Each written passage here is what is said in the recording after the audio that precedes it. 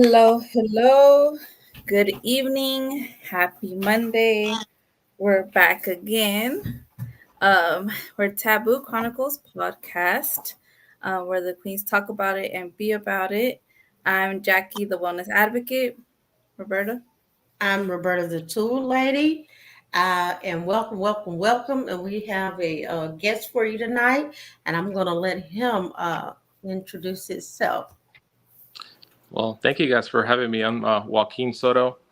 I'm a local Dallas-based artist, metal sculptor. That's my specialty. All right.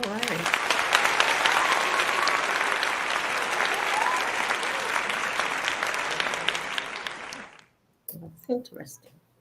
Yes, well, we're happy to have you here. I actually met Joaquin at a kind of like a breaking bread community conversation led by the Minefield Inc. Probably perhaps not what, maybe a month ago, Yeah, Joaquin? yeah, that's right. Yeah. Time flew by. It really flew by because that definitely is a month ago. And then speaking with you, Joaquin, there was a lot of alignment, a lot of like similarities, in our upbringing, with people of color, Black, Hispanic, Asian, all different minorities. We kind of tend to have the same type of upbringing where we don't talk about mental health. And one thing that I always remember is something that Becky G, a singer, that she said in her interview, that your depression and anxiety is result of your trauma. So it's not that you had it, it's result of this built up trauma over years. So I just kind of wanted to hear more about you and your story. You told me in our conversation we talked a little bit, but before we dive into that, I first want to get into our do a mental health check-in. So, how are you doing? Let's start with you, Joaquin. How are you doing today? I'm doing great. I'm being very productive today. Got a lot of things done. I got the house clean, and then I got to hang out with my daughter all day. So it was really good. That's good. How about you, Roberta? Well, I'm feeling lazy today, so I'm kind of feeling sleepy, to be honest with you. I started off amazing earlier this morning, but it came down. I'm really ready to go to sleep. I won't say a nap because it's so late in the afternoon, but I'm kind of lazy today. I think I'm in the same boat. I'm kind of tired, y'all. So this last Thursday was my birthday, and Saturday we went out to celebrate my birthday, and of course,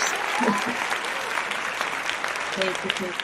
Of course, as many of you know, if you've been following my story or if you've been following us here, the Taboo Chronicles podcast, it's very hard for me to celebrate milestones. So, of course, last year when I turned 30, I could not celebrate it. I could not bring myself to celebrate it because, I don't have my mom. So it's very difficult. But this year I said I'm celebrating. So it was my 31st birthday celebration, and it was very fun. I'm still recovering, but we will get through it. Right, right. Yes, but I am tired as well. But had a long day at work. I'm in the schools, so professional development, and it's just a lot. But yeah, Joaquin, tell us a little bit about you, like your why. Why do you do art? I know you teach art as well, Mhm. um, at an ISD, and then but tell us a little bit about your why and why sculpturing and what it means to you. What does it do for you? For me, the reason why I do art, since I was very young, that was the only thing that I could do to kind of express myself. I know it sounds kind of cliche, but for me, it was just I was always been really good, like hands-on, working with power tools, working with materials. So sculpture kind of like became like a natural thing for me. But I remember growing up, and then I'll dive deep into that or deeper into that in a minute. But I remember growing up, and I was very much kind of isolated in my own room. My family was doing their thing in the living room or in the kitchen, and I was not really wanting to socialize with them. So I'll stay in my room. I would draw. I would just do art, and that was like my outlet for sure over the years. Wow. Nice. And of course, we know art can be a sort of therapy, too. For it's like a one of the many right type of therapies that someone can do for themselves, and kind of what I'll share. I could start off by sharing a little bit of what like my childhood looked like. Growing up, same thing. I was usually by myself in my room. Um, we did, hang out a lot and things like that. But I think the common thing, and now that I'm kind of relearning this behavior, was always go, go, go. It was never really a break. I always saw my parents just moving, working, doing something. Um, I think there was a period of time where my mom had more than one job as well and going to school at the same time. So that kind of hustle mentality I had, right? But now through therapy, I've learned, you have to kind of unlearn that behavior because we only, have the now. We don't get this time back. And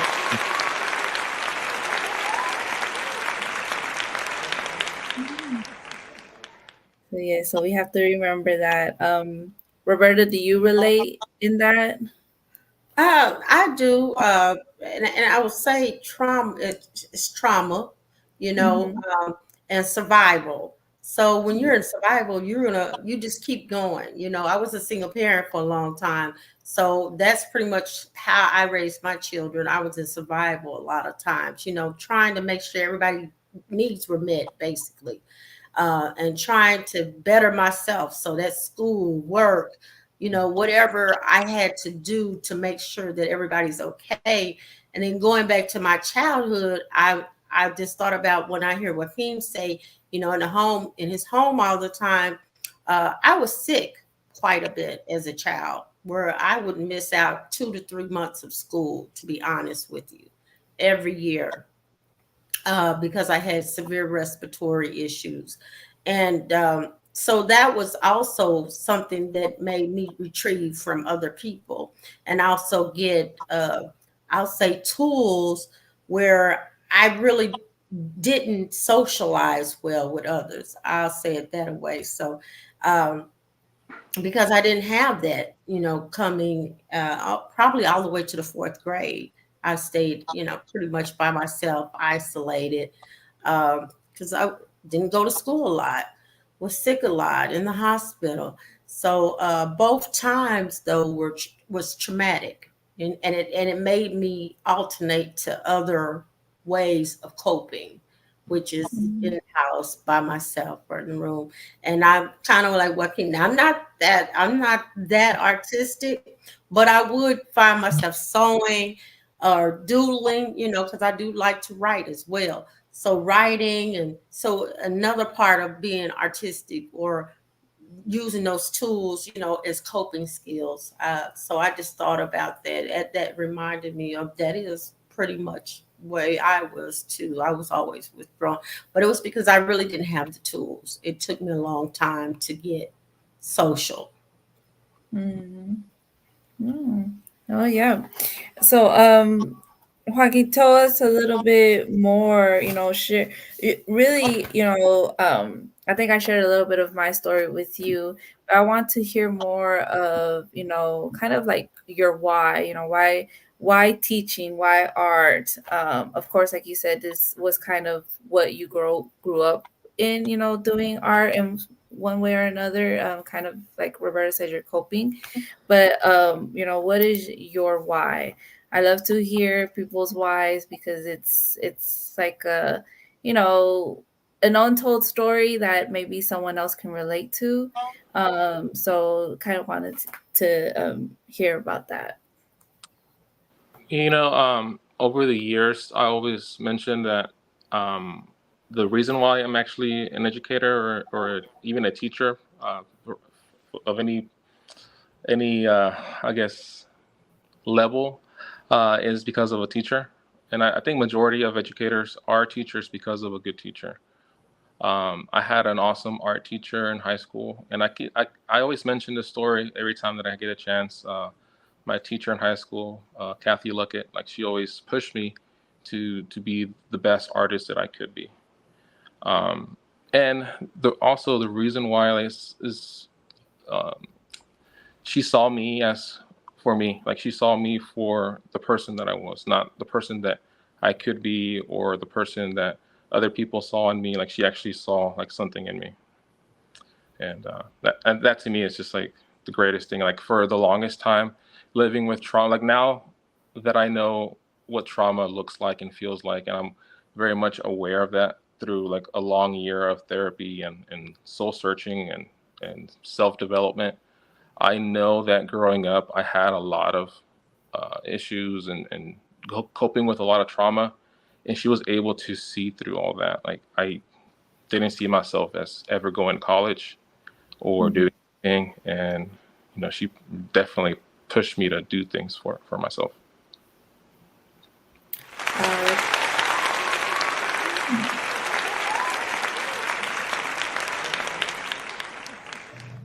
That's that's great. That's amazing. Um, and yeah, I think you're right. Most of the time, yeah, educators, the reason that they're in education or educator or teacher, or even in the field, it's because they were inspired by someone, right? And a teacher, or even just a staff member at some point in their life when they were in school. Um, and yeah, no, thank you for sharing that. And you mentioned that you were in therapy. Um, how, as from a male perspective, and also being a minority, this month is Minority Mental Health Mhm. Month. So, what? Tell us a little bit of that journey. Like, how did you even get to that journey? How did you decide upon it, and how is it going? Um, it's going really well now, and I apologize if I do get emotional because it's something that I'm, you know, working through still. Yeah. Um, but it's good. Like now, it's good. The reason why I sought out therapy, um, a lot of things in my life kind of like fell apart. You know, uh, at work, at home, um, memories like resurfacing from my past. A lot of things coming out from like a lot of suppressed or repressed memories that I thought were just, I guess, just like in a way not real, became Mhm. more real as I started kind of getting triggered over certain things. When my daughter was born, I was severely triggered by a lot of things, to the point where like the only thing that I could do to cope with that was to stay busy, like you're mentioning. I would purposely be in the art studio working late into the night. I would pick up side jobs or different things to keep myself busy. I definitely dropped the ball when it came to like raising my daughter. Mhm. But it was just mainly just because of just I was scared to face those feelings. I was scared to face those memories, and I didn't know what those memories were back then. I just had like a gut feeling that things were not okay. Like I got these feelings of just like dread and sadness and just anger at the same time. Um, and Yeah, so it started from there. And then last year, I lost a student to suicide, and that really like drove me off the deep end. It truly like opened a lot of memories and a lot of different things that I just thought to myself. I was just like, this is the time I need to go in and get help. Like I can't. I can't let this just keep on going. Um, and yeah, you mentioned that like in a Hispanic community, therapy was not a thing. I didn't believe in therapy. I didn't. Like my wife would tell me like, "Hey, you need to go get help," and I was like, "Oh, I got this. Like I've been doing this all my life. I'm good." And it got to that point where like I just realized I just like it was too much. It was overwhelming. I couldn't do it on my own. So yeah, like I swallowed my pride. I reached out and started, the therapy process and talking about what happened and realizing a lot of things about myself. Doing my own research on trauma and how it affects people and how it affected me and how it can be um, like pretty much just a lot how trauma can just really mess up people's lives if you let it mess up your life. And yeah, so I'm not ashamed to talk about my I guess my past or my upbringing Mm-hmm. or any of that because I know that if I would have had someone brave enough to talk about that growing up, I probably wouldn't be like in this situation. Mm-hmm. So Yeah. Absolutely. Absolutely. And you know, when we first started, that's what we talked about, providing a safe place to have this conversation. And we've had several people come on because suicide among people of color has gotten very high. Mm-hmm. Uh, After COVID, and that's children too, as you just mentioned. We've been talking about that on the show, but not just on the show. We talked about it prior that we want it to be a safe place for people to talk because, like Jackie said, people need to hear like they're not alone. Because, like you said, a lot of people will suffer in by themselves, and they won't share, what's going on, which it's kind of like torment. So they're tormented and they don't have an outlet. So we're very glad that you're here to share that story, share stories with us because we want to save lives. That is mhm. our sincere heart.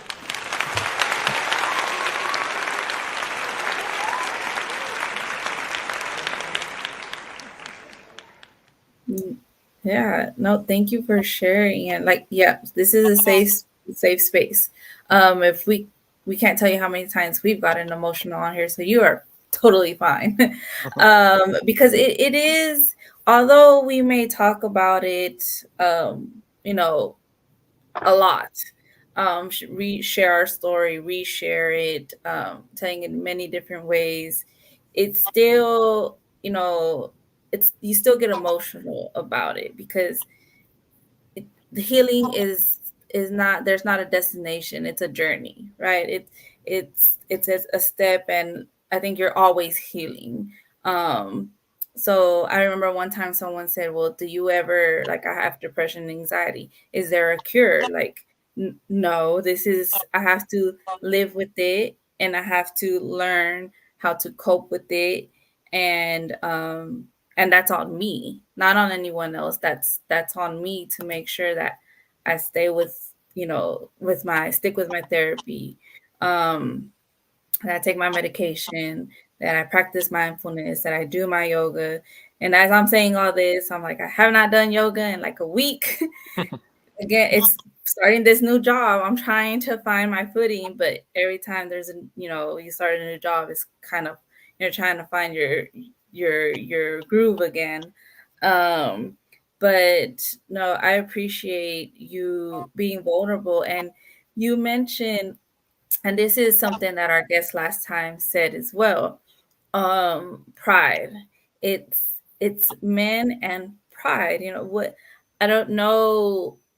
And I think that stems from the fact that as little boys, when you're a little boy, you're told, men don't cry, boys don't cry. You can't have, you toughen it up, you don't be a sissy or wussy or whatever the term it is that they use. That, I think that has a lot to do why a lot of our men nowadays suffer in silence and don't seek the help. because of those different things that they were told. And I want to say to you and to any other man out there who is maybe thinking about starting the process that, you are worthy, just like we said it last time in our previous episode. Every man, every woman is worthy despite what you may have been told when you were younger, right? So you kind of have to like cradle even your younger self. Kind of have to think about, if I could see my younger self right here, right now, what would I tell them? And I think about that a lot. So yeah, so you are worthy. Every man is worthy, and it's good to seek help. Mm-hmm. And it's unfortunate that the majority of the time in minorities groups that we wait till I think we hit our limit until like we crash and burn. And if we could change the narrative that we seek help before we even reach that, I think that that's something that we really, really strive for. So just thank you for being vulnerable and um, this this is a good conversation that we need to keep on having. It doesn't stop here; it has to continue on. Roberta, is there anything else you? No, I will. And the other thing he said, he did say pride, Mm-hmm. and which is true. But the also, I think the other thing that I heard him say was that, and I also hear you say it, and for me too, I had to unlearn some things, and I had to be willing to unlearn them. Meaning the things that I grew up with, the value systems that were put up on me, like don't talk to what go on in our house is our house, and you go there and talk to the people and tell your business. I'm gonna have I had to unlearn a lot of that. Or this is really who you are, and it's us against them. You have to unlearn that in order to Mm-hmm. get past it and get the help that you need or to move forward. There's a lot of things we grew up that are just simply not real, Mm-hmm. not true, not real, and it just really puts a hold on us mentally when we start thinking, oh well, I'm gonna go talk to someone. Then we alter it back. Well, grandma told me don't be telling my business, or mom said don't go out and tell, or dad said, and because they're just gonna do this to you, blah blah blah. And the other part of it that I was thinking about is, right now we're in election year. The intensity of everything is about to go up for all of us Mm-hmm. that's here right now. Mm-hmm. If I tell you, when I got off of work today, um, and I just opened my laptop to get into the show, there was an article. The article had me so livid. And so all of these things we have to be ready for. And mentally, uh, you're talking about trauma, and those things are triggers. But we got to be Mm-hmm. aware that we're getting triggered, because we're getting ready to get hit with some stuff as people of color. I hate to say it, but it's real. Mm-hmm. The climate is going to be very real and intense. And like I said, and since COVID, our children have been committing suicide. Our people have been committing suicide. Our younger people. It's about to get even worse than that for us, because we're going to be seeing it more often now. Now, Mm-hmm. and rhetoric, more discrimination, more racisms. Mm-hmm. It's going to be more tougher for us, but I think we do have to challenge and know where we're at too. Sometimes you may not have a good day. No, you're not having Mm-hmm. a good day. You know, Yeah. that's right. That's right. On my desk, I have check yourself. I don't have check them. I don't have check them, but check yourself, because I want to check myself, because sometimes I may not have a good day. Yeah. Sometimes I may be dealing with some reservoir of some of the things that I've been through, and I want to be aware of that before I go out and deal with someone else, or before I even act. But it takes some relearning and some unlearning. So I just hear them kind of say that, dealing with being isolated. So in my mind, I'm like, okay, so there's a reason why you were isolated. And then Mm. you say, well, whatever they were doing, right? I have to unlearn that. I have to unlearn that. And like you said, the busyness, I have to unlearn that. I have to unlearn those things that they were acting out in survival. Mhm. Yeah, it's very true. Well, Yeah, and I think it's like you're saying, check yourself. It's also checking in with yourself, like of course, like how we do here, mental health check-ins. See how you're doing. Check your own temperature, your own climate, of everything that's going on around you. But it's also ultimately I think it's a self-reflection, if you get to the point where you're like something's wrong, and or it's been many years and I need to do something about how I'm feeling, or about these things that are coming up from my past that I'm remembering. um you really have to kind of have a conversation with yourself and say, what am I going to do? What steps am I going to take to deal with this? Because it can't be left unchecked. That's one thing you cannot do. Because I know that's something that I definitely failed myself in. If I would have just, when my mom passed away in 2017, if I would have just dealt with my grief then and seek the help then, I don't think I would have ever got into, to the major depressive disorder and to the anxiety that I have now. I would have just dealt with it then. So this is like a PSA, right? Hmm. Do that self reflection, and if you know something's off, you know that okay, I dealt with this when I was younger, or the loss of this person has really affected me. Whatever it is, even if it seems minor, or because of the mentality that we have, that we were raised in, that you just have to keep going.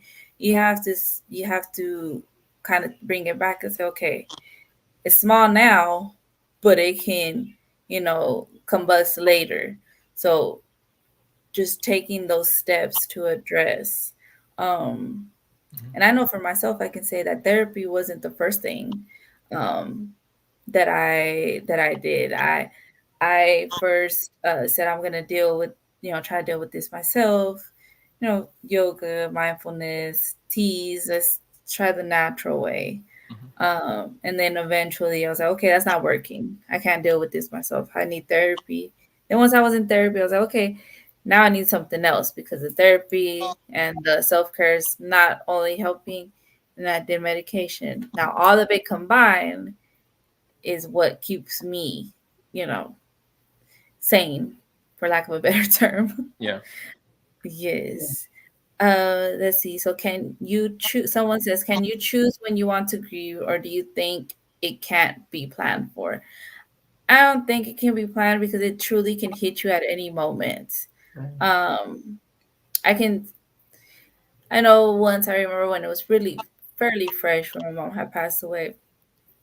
My husband and I were talking about a movie, and then I started getting emotional. He's like, "Why are you getting emotional?" I'm like, "Because I saw that movie with my mom." I'm like, I haven't seen it since then. And so, it just hits you out of nowhere. It's very unexpected. You learn to live with your grief. You learn to live with the pain. But it doesn't ever just go away, especially for someone, like if it's your parents, or even just an adult who was like, very, very important in your life, or a sibling. I would say, I think those are like probably the toughest losses that anyone can endure. Um, but yeah, but Joaquin, I wanted to ask you, we shared kind of like, we keep repeating, about our upbringing, right? So now being an adult, um, I know you're in therapy. What else, do you do? What is something that, like how me and Roberta mentioned, we're unlearning, Mhm. certain behaviors. What is something that you would say that you're having to unlearn? Something that maybe someone out there, it could help them. Okay. Um, and I think in order for me to answer this question, I may need to kind of backtrack a little bit Hmm. and just do like a brief timeline of my life. And Yeah, go for if it. I were to just start naming things that I do, it's not gonna. I don't think it's gonna be as impactful to anyone listening. I want it to be like, oh, this is why he does that. It makes sense now. Um, Hmm. but and again, this is. I feel like my life. My therapist told me just I don't know. She was being jokeful, I guess, about it. Just like making a joke about it, but in reality, she was serious. And she told me to like contemplate on writing a book about my life, just because I feel like there's been like one incident after the other that has just like I have never had a break from living in constant, I guess, triggering state of mind or trauma induced triggers. I'm always had something on top of like whenever I feel like I already reached the end of whatever it was happening. Like I just kind of like have time to be relieved and have some like a little bit of like let my guard down. Something else happens, and I just been one after the other. But just to kind of like starting off, um, I from the age of 5 to 7, I was sexually abused by a family member, and those are the memories that I was mentioning that I didn't remember per se. I knew something happened. I could feel it, like the awesome book, The Body Keeps a Score. I read that book front to like cover to cover 3 times, and it is very true. Like the body does keep the score. The body keeps the memory. Your a slight smell or touch or look or word or something will set you off into that memory that's locked in your head. Like your body will remember it. Like your body will remind you of those memories or feelings. So that happened from 5 to 7. I had those things happen, and that was like my first taste with trauma, or first taste with the unfortunate events that happened in my life. Um, I was born in Guadalajara, Mexico. I moved here when I was 7, and from the age of 7 to the age of 20, I was undocumented in this country. So 13 years of my life were constant fear, constant looking over my shoulder, figuring out, or just not knowing if today was the last day. And just always vigilant, very vigilant, and hush hush. Like we don't say this, or we don't let people know about our situation. We don't. It was very much secretive. Just out of protection, out of a lot of different things that I had to do. That's why when I mentioned my teacher saw me for who I was, it is very true, because during that time, she didn't see myself as undocumented, as an immigrant, as this or that. She saw me as a person, saw me as a human, believed that I can go to college, even though like as a undocumented person, it's hard to go to college, you know. And she believed in me, even though like it was harder for me to do it. I believed it enough that I pursued it, and I went to college. And whenever I was in my sophomore year in college, I was lucky enough that I got my residency, and I was able to transfer onto a 4-year university and finish out my school and finish out my degree. When 5 days before my 21st birthday, I was in a very bad car accident. I was a rollover. My scalp, I was descalped. Uh, Wow. I, yeah, Wow. the whole day, I woke up 7 in the morning, went to work with my dad. My dad was driving. He lost control. From 7 a.m. to 11 p.m., I don't remember a thing. I remember going into the MRI machine, and they were telling me, stop moving, stop moving. If you keep moving, we have to do it again. It was just a lot of pain, me being in there. So I remember that. I remember like voices. I remember just little bits and pieces of that day. But from that day, um, living with a TBI, a traumatic brain injury, has been the worst thing for me because it has made my brain not able to handle stress as much or easily as someone else. It has made me prone to, if I were to drink something, if I were to go and have a glass of wine or a beer or two, my tolerance is way low now that I just can't do it. Certain things will set me off. Like I said, like the stresses will just set me off to the point where like I would just be super depressed or super anxious. So I was always just go, go, go, trying to run away from those those things in my life. So yeah, so already from the age of 5 to 21, I had all these things on top of each other, and in the last, I'm 32, so the last 11 years since then, I've been just running away from finding. I've been just running away from my problems. I've been ignoring that there was a problem. I wanted to believe that I was normal. I wanted to believe that there was nothing wrong with me, that nothing in my past had any effect on me. So that's where like me going to therapy was huge. Me figuring or acknowledging that I couldn't do this on my own, that I needed help was huge. I didn't hear "I love you" from my dad until I was like in my early 20s. So that really messed me up too, just because I always wanted to please my family, my parents, and to not hear "I love you" or like "you did a good job" or like "hey, like I'm proud of you" until you're in your 20s. That does a lot of damage, you know. And that's why like every time I see my daughter, I tell her I love her. So Yeah. yeah. So what I do now, that's one of the things that I do to I'm doing to unlearn is that to be vulnerable, to it's okay to show love and affection, because I didn't do that with my previous partners or my family, just because like I didn't know who to trust, you know. So like now I'm more willing to be vulnerable, to just be be a person, be a human. And I was joking with a friend like maybe like last week, and I'm like, I'm 32 years old, but I feel like I'm finally living. You know, That's awesome. like That's 30. awesome. Yeah, Yeah. it's like 32 That's years. awesome. Yeah, 32 years of just like me figuring out, or not really figuring out, but like me coming to terms with a lot of things, and then getting help, and then trying to right my wrongs. Like I hurt a lot of people. Like my actions hurt a lot of people. And I was asked recently. I was like, or not asked. I was told that I have no, like, I'm not aware of how much damage I did.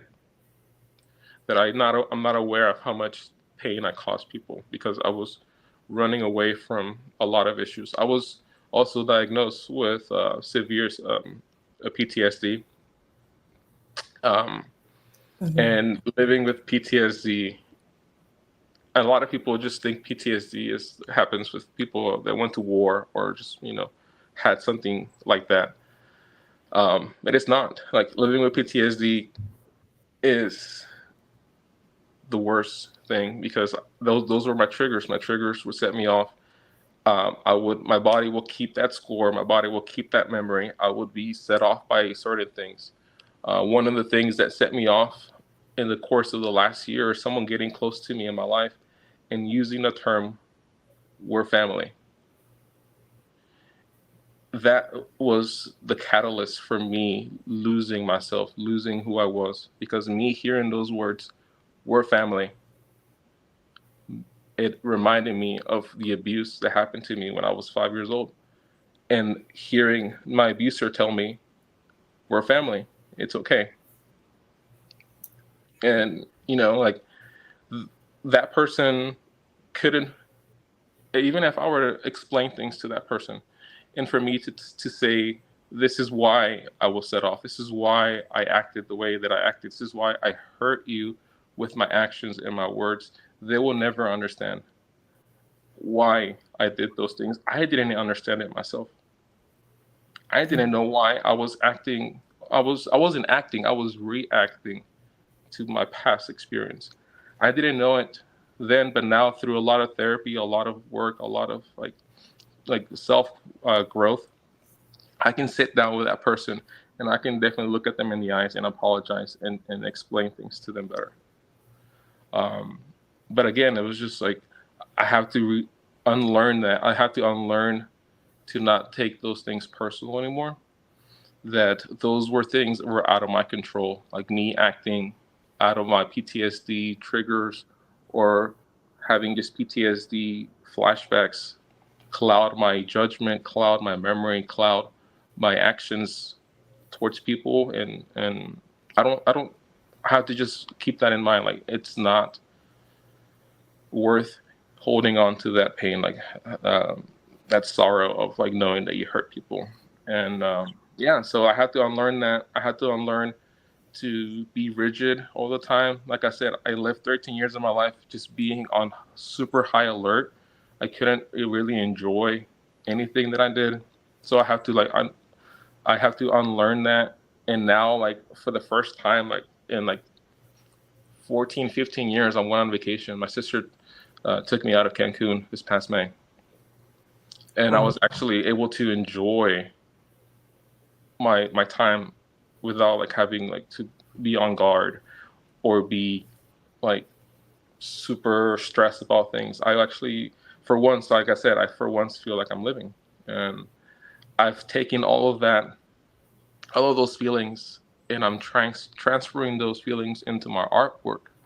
I'm transferring those feelings into like the stuff that I do now for my craft or my passion. Um, all of us have heard the term artist burnout or artist block, right? I had that for the longest time, and I lost that artist block a few years ago, and I started working and getting my artwork noticed and getting commissions to do sculptures for businesses and stuff like that. And I was really like grateful for that. I was like, oh my gosh, maybe this is like my breakthrough. I can actually do this for a living. I don't have to be a teacher the rest of my life, which I love teaching. But it was getting to a point, especially after COVID, that a lot of things were just like not mentally healthy for me.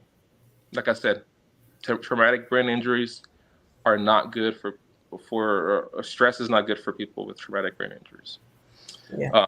So being in an environment where I was constantly stressed, constantly like pushing myself to do better, and I got to this point where like, oh my gosh, I'm doing really good, and then the people around me in my school or my coworkers expecting me to meet that level time and time again or go above that, I'm just like, I can't. So I got that big break. I started doing work. I got noticed. I had a solo show. I started galleries talking to me about putting artwork in there. I was like so happy, right?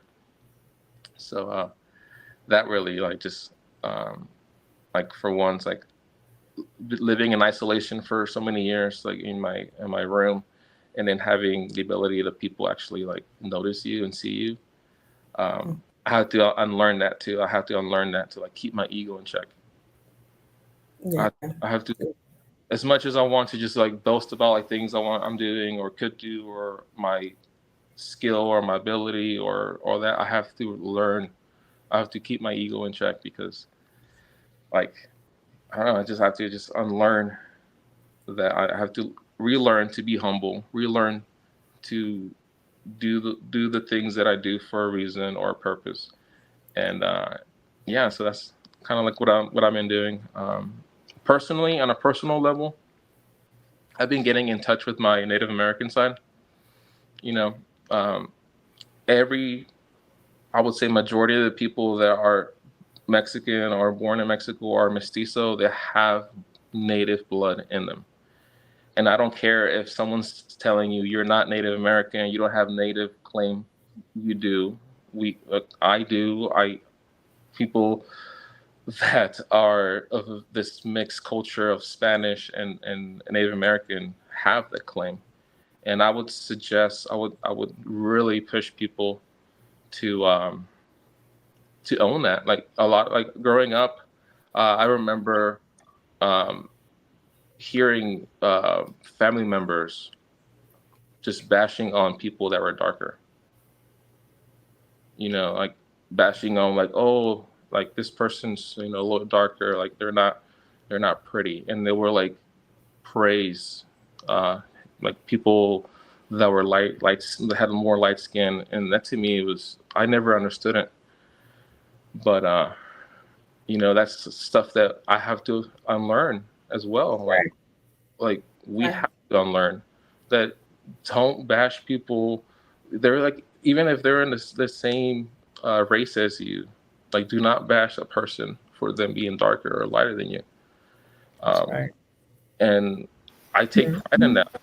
I take pride in my culture, my upbringing, even though as hard as it may have been. Like I know that I can um, like weather a lot of storms. I know Yeah.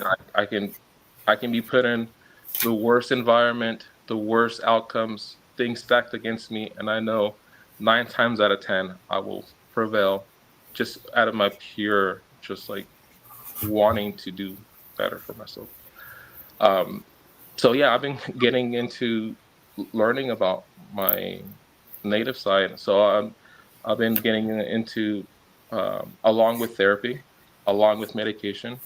I've been also diving into plant medicine, and learning the traditions that my people were doing for hundreds, even thousands of years before Mhm. people from the across the ocean discovered us. Um, yeah, so I I I take pride in that. I take pride in like learning a lot of things about that, and that's stuff that I would have never have done a year or 2 years ago. I was pretty much closed-minded. Yeah, I was Okay. pretty much closed-minded. Um, so yeah, I'm sorry to give you the long run for the answer, the timeline of Whoa. um, That's why. Yeah, you have nothing to be sorry about. but Yeah. now that's why I'm saying, like, now that I'm saying like the stuff that I have to unlearn or undo. That's why I do those things, because of how it affected me, how it. I wouldn't say ruined, because I will never use that word ruin, because that's way too extreme, but it has challenged me. Right. Right. It has challenged me, and regardless, yeah. Go ahead.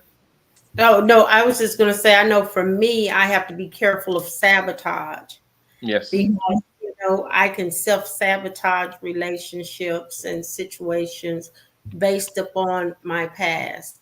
Mm-hmm. And it's just basically thinking either I'm not worthy or either thinking, I can't trust. So I have to battle those thoughts like, okay, go ahead. Yeah. They're not trying. I've had people like, oh, I want you to have dinner with me. And I'm like, what for? So I have to also that sabotage or thinking, okay, I'm not worthy. You have to battle that in order to walk into your greatness. And it's also good to be able to look at the man in the mirror. And that's what I'm hearing you say you can do now. Oh, And that's yeah. better. That's Yeah. the best. Yeah. I like the. I'm gonna jump in real quick on that, because I'm gonna forget. I was also lately diagnosed with ADHD, so that's another thing on top of everything. And also depression and anxiety, and for obvious reasons, everything just kind of like feels. I feel like I'm like an ice cream cone. I just keep on adding scoops on top of you and of another. Mm. But yeah, self sabotage has been the thing that I have done. Like I said, either without knowing it or me doing it based on what my brain is thinking is happening. Like I would hear, I'll give you an example. I would hear a conversation and it would be like a good conversation. I'm being very active and listening and asking follow-up questions. But in that course of that, like my brain would only register a few things. And out of that conversation, I would just pick up certain things and not the full story, the full picture. And I would think that was reality. I thought that was what was real. And looking back at it, it's a coping mechanism. I was self-sabotaging myself, just picking and choosing what I could understand, what I wanted to hear, what I wanted to, like, I guess, make myself like more relieved or kind of more like self-soothing in a way. Yeah, safe. So you can Safe. feel Yeah. safe. You know, Yeah. if I don't try, I don't, like you were saying, they were up in the bar when they seen your potential. So you're thinking, wait a minute, they're up in the bar. So that's intimidating. Yeah. Then the other part, they don't really know all the stuff about me that I know. Mm-mm. You know, this it's always a constant battle of what you know versus what everybody, and everybody don't know. But because you're coming from such a chaotic or traumatic background, you reflect that on how you respond in those situations. So Mm-hmm. sometimes you run and hide. Sometimes you don't respond. Mm-hmm. Those are all to make you feel safe. Yeah. You retrieve out of Yeah. safety. When, like you Yeah. said, 80% of what you may have understood was not true Mm-hmm. about Yeah. the situation. And You that's know, the thing. so Yeah. And that's the thing that I had the hardest time explaining to people. A lot of people that I hurt backed off and just removed themselves from my life and my circle. mhm, That alone just drove my depression and anxiety through the roof. And I was just trying to explain to them a lot of things, and a lot of those things come off as excuses, as not taking ownership, not admitting to things, and that wasn't the case for me or for a lot of people with a lot of severe trauma or right. or different things that they're not aware of. Like I said, I had a lot of repressed memories that came out after certain events in my life, like the birth of my daughter, like me figuring out, like, holy crap, like I have to step up and be a protector to this kid, but my inner child is so lost and confused and it's so like it's hurting. And I was Mhm. just trying to like comprehend that feeling. It was just like this feeling that I never had before. And then knowing that like I have to keep this kid safe because I had uh, an environment that I didn't like, but then I had to bring this child into that environment to live with, like, be around my family, the same family that didn't show any love or affection. I mean, they loved me obviously, but as a Hispanic in a Hispanic community, and especially in a male, like we don't talk about feelings. We don't talk about like emotions. We don't talk about what's happening. Like I got a text from my sister the other day, and I know she wanted to ask something because I posted something on social media, being much open about my my past. I just flat out told everybody, I'm like, hey, this is what happened. This is why I'm doing art. I'm having these two shows coming up. This is the my shows are relating to mental health, my mental health. This is what happened to me. And my sister texted me out of the blue. She never texts me. She texted me and asked me, what are you doing? And I'm like, eating with some friends. And she was like, oh, okay. Um, well, like pretty much it was kind of like really short. It was just like, all right, I'm just checking, making sure. Have a good night. Yeah. Like I knew she wanted to ask deeper questions. I knew I was real willing to talk to her and be like, yeah, like this happened to me. Like, Yeah. like Yeah. this is what I've been going through in silence for years. I was Right. willing to to open up and talk to her, but she didn't feel comfortable like Right. opening that door. Uh, Right. And what you'll find in families like ours, people of color, we come from families who are not comfortable with talking about things that are uncomfortable. yeah. Yeah. So Mhm. we rather pretend, which adds on to the Yes. problem Yes. and all adds on to our mental health. So, may dress up really nice, or we may put our all in a car or in some possessions and think it's going to fix what's here and here, but it doesn't. And Hmm. so, but that's how we figure that we'll do it. We just won't talk about it. And so we have to get conversations like this. It's good that you're in a position because, man, you're going to be used. God is going to use you where you at. I'm gonna just tell you, because it's a lot of boys who have been molested. It's a lot of Mhm. men who are so afraid of just coming out and saying, because they don't want to be vulnerable. They don't want people to label them. They don't want people to, they don't want any of that. Yep. But it hurts. Yes. Mhm. And so you being able to tell your story and stand up and tell that's going to save some lives, because Definitely. men need to hear that, just like women need to hear it. Men need to Yes. hear it too. And when we talk about trauma, what I like to tell people, you had nothing to do with it. Mhm. It had nothing to do with you. You were there as a victim. So you were a Mhm. bystander. It had nothing to do with who you are. And I think when we go through trauma, we don't think that. We think we had something to do. If I would have did, you had nothing to do. Hmm. Yeah. Yeah. And it took me 25 years to confront my abuser, ask Mhm. simple questions as to why you didn't. Like, why did you feel it was okay to do that?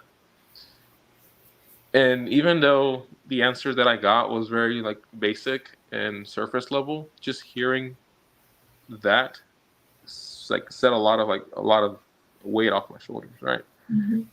So yeah, like not many people have the ability to do that, the courage to do that, to confront someone and do it. But Yeah. I'm fortunate that I did, and I'm happy that I did, because just me doing that, it has like progressed my healing. Like that's years of talk therapy, cognitive therapy, EMDR therapy, whatever you want to do to help you. That was years of therapy that I just jumped through, and yeah, Yeah. and people close to me said, I wouldn't say said, but they just can't really or believe or fathom how much growth I've done in the last 6, 7 months. Mhm. They can't wrap their head around the fact that I have changed. It has taken me longer than expected, from obvious reasons, like my brain just by itself, like my brain cannot process things the way Yeah. that other people can.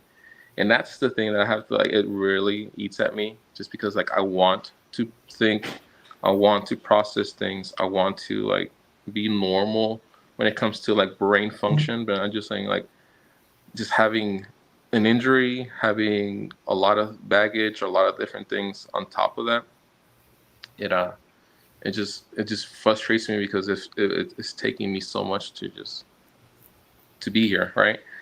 Mhm. But that alone, just my determination, just like having my daughter and just looking at her and just like, man, like if my dad, even my dad, like this, I might just cry on this one. um,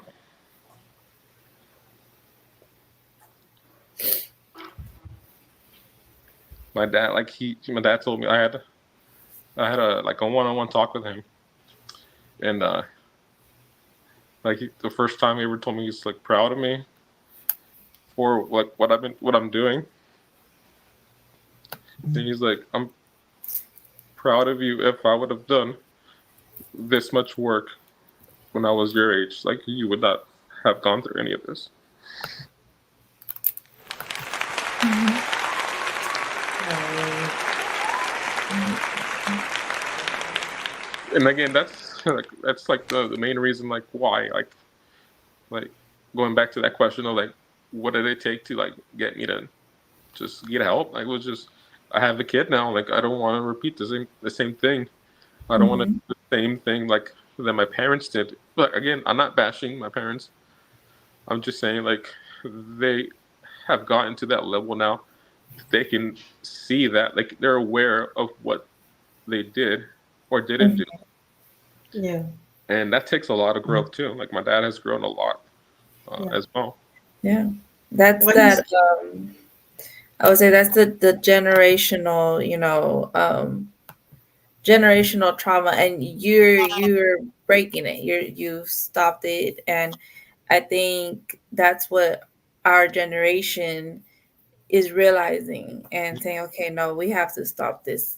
Even if that was the norm, even if that is how we grew up, it has to stop somewhere. And that's where, it's you, it's me, it's Roberta saying, no, okay, we're changing the narrative, we're changing that generational uh, curse or trauma, and we're doing better for Yeah, our kids, because at the end of the day we do better for ourselves too.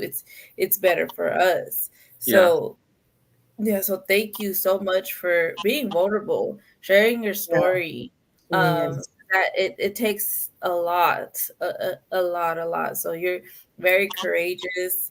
um I appreciate you, and we're definitely going to have to get together soon, just so that we can, just how in Spanish we say convivir. In English hmm that would be breaking bread. Because I think we have to lean on one another. We have to be our our safe space, a collective, um, in having these different conversations, um, in the journeys that we're in. We have to be able to find those that can understand, or relate to in a certain extent, because everyone's story is different, everyone's journey is different. Um, but we are here for one another. And again, thank you so much for sharing your story. Um, and again, for being vulnerable. If anything, it's the vulnerability for me, because you don't really see that from men, much less Hispanic men. Like you just don't see it. So thank you so much for that, because I guarantee you that you being vulnerable is going to help someone out there. And we reach the masses, believe it or not. We get a good audience. So your story is going to, I know it's touched my heart, I know for sure, Roberta. So I know that your story is going to definitely resonate with a lot of people. So again, thank you so much, much appreciative. um Joaquin, tell the audience where they can find you, and any way that they could support you, with your scope, with your art. yeah. I the main place where like I post artwork and my I guess artistic journey is on Instagram. My handle is soto.sculpture.studio. I also have a website, joaquinsotosculpture.com. It's not as updated, or I haven't gone through that one in a while. But it also has a link to my Instagram on there, so that's like a nice way to kind of keep in tabs with my artwork. I have two shows in the works. I have one that's going to be in August. I wrote it down because again, my memory not as good. The first show is in August. It's called Diffusing the Stigma. Hmm. It's August 9th through the 29th. It's going to take place at the Uptown Theater in Grand Prairie. That's 120 East Main Street. And I have opening reception that's going to take place August 9th, 6 to 9. So that's just mainly just people to able to come and talk. one-on-one with me, ask questions, all that stuff in the lobby area. Um, the main, I guess like the full course meal or the like the actual like the main course will be the closing reception, which is going to entail an artist talk and a Q&A. And that's going to be on August 29th, the last day of the show. Same time, 6 to 9. Um, I actually am partnering with our friends from the Mindfield Inc. Oh, And awesome. they're gonna have tables during the receptions of both shows to give out information, resources, ask questions. So that's something that I definitely am really proud of that I'm able to do that. Um, just just having that ability, like I feel like I'm really blessed to have networked and met you and met other people that I'm bringing together to give out information that I wish I had growing up. The the Diffusing the Stigma show in Grand Prairie is kind of like a preview for my big solo show that I'm having. I have a solo show. Uh, it's titled Someone Somewhere. Um, and it's titled that because actually I changed the name of the show. I haven't told the gallery director about the name change. So if Andrea, you're listening, I'm sorry. I'm gonna email you tomorrow about this. But I changed the name just because it's fitting because I feel like someone somewhere is going through this, like Yeah. someone somewhere is having these feelings, or Yes. um. So I changed it to that name. It's going to take place at Art on Main Gallery. That's 4428 Main Street, Suite 200. And the show runs from October 7th to the 26th. And there's a opening reception and a closing reception similar to the other show. The Okay. opening reception's October 12th, Mm-hmm. 6 to 9.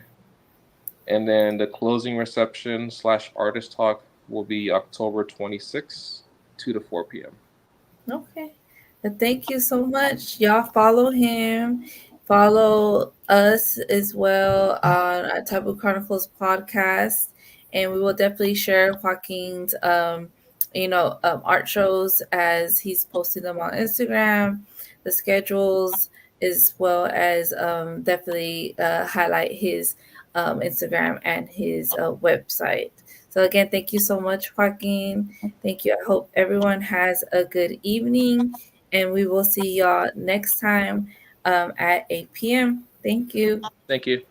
Bye. Thank you.